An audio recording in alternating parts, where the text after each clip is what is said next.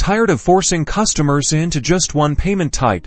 Let's unlock the power of offering both Stripe subscriptions and one-time payments simultaneously. First, log into your Stripe dashboard.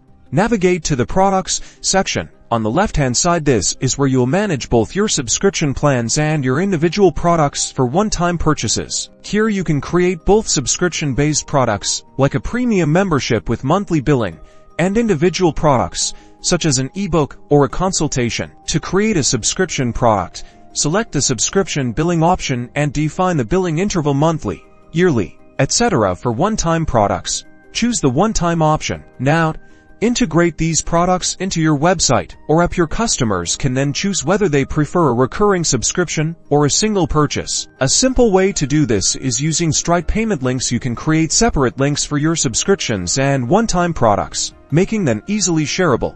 By offering both options, you cater to a wider audience, boost sales, and keep everyone happy. That's all there is to it. You now know how to use Stripe subscriptions and one-time payments at the same time.